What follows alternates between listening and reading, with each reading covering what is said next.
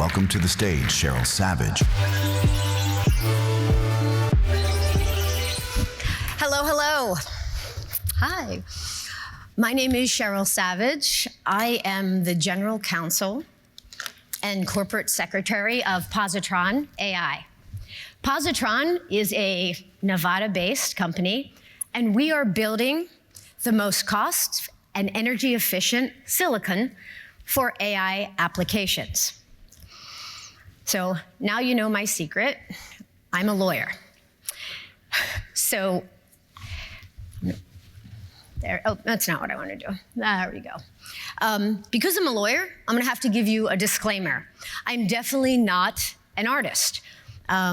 So that will become pretty apparent probably in my next 2 slides, and my apologies to all the wonderful media and content creators I've met over the last couple days, because you are going to be embarrassed by me, and I'm sorry. I need your help, and I need it badly. So in today's rapidly evolving business landscape, generative AI is not just a competitive advantage. It is becoming critical to a company's survival. If you are a business that is adopting generative AI or AI-first approaches, you are already seeing transformational benefits. You are seeing automated workflows.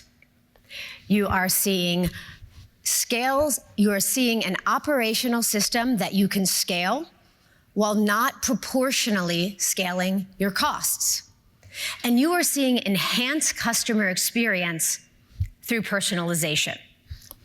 So take my company, Positron. Not only do we build hardware for AI, we are an AI-first company, integrating generative AI into our daily workflow. And not just engineers. Guys, I have an English degree from a little tiny liberal arts school. I could not code if my life depended on it. But we are integrating generative AI into G&A functions like legal. So I am using generative AI to help me build complex compliance frameworks and perform regulatory research that previously would have taken weeks of manual work. I am allowing generative AI to enable me to cut outside counsel costs by about 75% and improve my efficiency. And believe you me, there's nothing that my CEO does not like more than, hey, cost reduction and efficiency. So that's my use case. But what about you? What is your industry? What type of generative AI are you using? And what is your use case? So I've had the ability to talk to a lot of people over the last 2 days and put together this visual to capture the 4 types of generative AI that I've spoken to people about, the use case, and your industries. Now, I'm not going to walk you through this because I'm assuming that most of you can read even on top of my terrible images. But I wanted you to see this because I wanted to illustrate how the types of generative AI, right, and use cases can permeate many different industries. And for as many generative AI use cases and industries, you have as many generative AI applications. Some of them were demonstrated here in the last 2 days, and some of them were really cool. You have your large language model. This is your typical Claude, ChatGPT. Then you have text-to-image models, which literally can take natural language and turn it into visuals. That's Midjourney. Sorry, they escaped my mind. You also then have applications like Whisper. Whisper's kind of freaky. it listens, it transcribes, and then it will analyze and generate data. And these are just to name a few. Like I said, you've seen many of them on display in the last 2 days. And for as many applications and use models, you have as many risks and ways to address those risks. Due to the vast compliance landscape that is made by all of these different technologies, these applications, and these use cases, we have put together, and we meaning our legislatures, both state and federal, a complex network, a patchwork, you may say, of compliance and regulatory risk. And the variety of those models, the underlying data sets, and how you use them means that risk and compliance landscape is vast and varied. But you know what? Despite the complexity, you still have to understand them as a business leader, you have to learn how to assess them, and you have to learn to mitigate them. And that's actually what I'm here to do today. I'm here to highlight 5. There are more. They only give me 20 minutes. Lawyers are verbose. 5 risks. And then I'm going to give you ways to mitigate them. Actually, I am going to give you a simple tool to mitigate them without inviting or involving legal. Because I've heard on one too many panels, we're not going to give it to the lawyers. Okay, fine. I'm fine with that. So let me help identify these risks with the understanding and acknowledgement, by the way, that each company, your company, should rank stack these based on your business model, your product, your use case, and most importantly, your risk tolerance. Because I'm not here to tell you which one of these is most important to you. That's your decision. I am a general counsel. I've been in-house about 20 years. I am not a decision maker. I'm an advisor. I'm a stakeholder. Hopefully I'm a consigliere to my CEO, but he makes the decision, as do you. 5 main risks: cybersecurity, compliance, customer and vendor relations, legal and ethical obligations, and privacy. So there are your 5. Now, the extent to which each one of these risks applies to your business depends on your industry and your product, and how you're using that generative AI and what you're doing with that output. So let's just take a few minutes to help gain a deeper understanding of what these risks are and how it can impact your business. Cybersecurity. One of the foremost concerns around AI is the security of data. Inputs into generative AI models could potentially have personal data, confidential information, and proprietary information. The problem that you run into is that means the input may be in a future output. And so if shared with these systems, you may be inadvertently exposing your sensitive data to others. And I'm going to give you a real life example.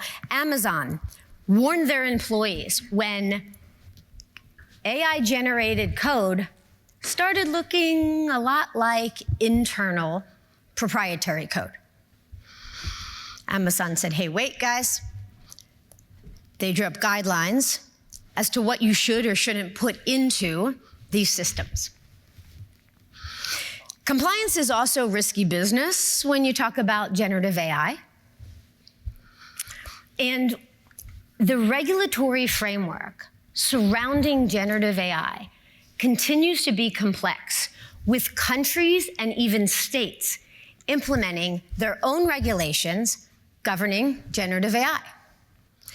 And so that whole patchwork of national and international regulations makes it confusing and difficult to both understand and navigate as a business. Customer partners and relationships. She's just a lawyer. But if we didn't have customers and partners, I wouldn't have a job. And so customer and partner relationships are important to me, but I'm assuming they're a little bit more important to you guys as business leaders. And while chatbots and virtual assistants are making mundane tasks easier by automation, customers and partners have seen a rise in their data being used. So customers have increasingly become concerned about their privacy. And you know what they're doing? They're demanding transparency from you. What are you doing with my data? How are you collecting it?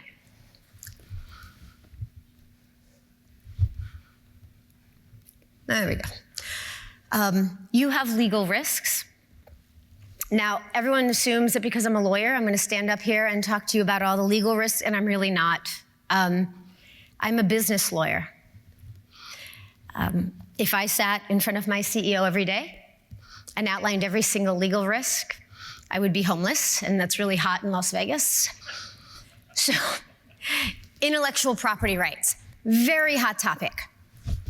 Contractual issues regarding your data use, ownership, indemnification. People have said to me, oh, well, this big company, they'll indemnify you. Well, they will.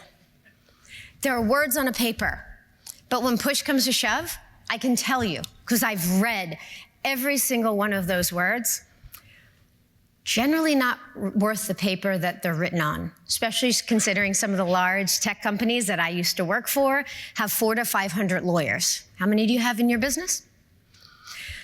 There's liability concerns, right? About the use or misuse of information. And issues about misleading or harmful content, right? And a lot of that comes from low quality data that's used to train these models. Lastly, privacy. The risk that almost every AI law, literally on the planet, touches on. AI privacy concerns are usually traced to three things: collection of sensitive personal data, collection of that data without someone's consent, and the use of that data without permission.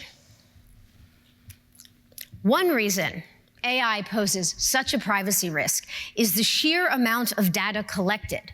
The training data in those underlying data sets used for those LLMs include text, video, and audio. Virtually impossible for it not to contain personal or PII, personal data, PI, personal identifiable information, or maybe even proprietary information. The list is long, and these 5 risks aren't exhaustive. There's a whole body of work on the research of biases of models, the ability or obligation for you guys, the employers, to upscale or upskill your employees. And those are just some of the risks that comprise the portion of the elephant known as generative AI risk. But you know what they say about how to eat an elephant, and that's my job right now, and it's to give you the tools to take the first few bites, right, and manage some of your AI risk. So what do you do? Well, it really depends on your industry, your product, and your use case. I'm sure you're thinking that's really helpful, Sheryl. This is, your typical, that depends lawyer answer. And I understand that. And it does, though. It really does depend. However, there are mitigation approaches that are across every industry. And before I explain those to you, I would like to give my second disclaimer, which is I am not a conservative lawyer. I am not the Department of No. I thought I was an 80-20 lawyer till I came here, and now after the panel on Wednesday, I think I'm leaning more 70-30. And what does that mean? That means I am a lawyer who balances What do I balance? Your compliance risk, your mitigation needs with your actual business needs and business strategies. So how I tackle the what to do problem is in a very practical manner that aligns relevant regulation and risk with your business. So to create a practical risk mitigation strategy, start by addressing your regulatory compliance risk. How? Develop a roadmap for AI compliance. Thanks, Sheryl, really helpful. Okay, but here's why. From that roadmap, you will be able to identify and mitigate a good portion of your AI risk without me. The roadmap will allow you to tailor your compliance framework to meet the regulatory requirements, right, around generative AI use. For example, the compliance roadmap will consider GDPR. That is the European Privacy Data Law. I hold the controversial opinion that it is a regulatory nightmare. GDPR is a regime created by legislatures and a small group of privacy advocates, and it is almost impossible to comply with in its entirety. There could be tomes written on the current and emerging AI regulations, and still, I don't believe companies can apply. So I put some biggies on the screen if you're a sadist or if you have plenty of time to dig into the legal language. 2 quick updates between when I made this slide and when I got on stage, and that is the judge in the OpenAI case, New York Times versus OpenAI, just said to OpenAI, you cannot delete any of your output. How many of you use ChatGPT, right? They have a deletion, they have a zero retention policy. They contract with you, haha, guess what, not anymore. Because the judge just told them they have to hold it. It's a spoliation, it's a boring legal term. But OpenAI is now stuck holding all of your outputs. HIPAA, federal regulations, contractual obligations, the legislation and the regulatory framework is constantly changing. The other one's the big, beautiful bill where just passed the House, and the House said that, again, it hasn't gone through the Senate, but states are not allowed to pass AI regulation for the next 10 years. We'll see where that lands. So you probably don't want to read all of these, and I understand. So here's an approach to help you get your arms around that AI regulation. I said earlier that roadmaps will differ by industry and service. So this is a prompt. Don't worry, I have a QR code at the end. You can scan the QR code. It's going to take you to a page where you can actually put in your industry, your use case, your product. I chose my 5 risks. You can take one out. You can add one. Plop this into, I use ChatGPT 03. And this is what it did. It made about a 15-page compliance roadmap. This is just an excerpt. Look at it. Phase, what to build, your key references. Talks about the 5 risk categories. Takes you through a life cycle step. I put print media, mailing, to exclusive credit card holders. It actually takes you from the audience selection of those mailers to when you're mailing it. And it's going to tell you the example of the generative AI and what that risk category is. Mitigation and a reusable risk check. I love this. You give this to employees.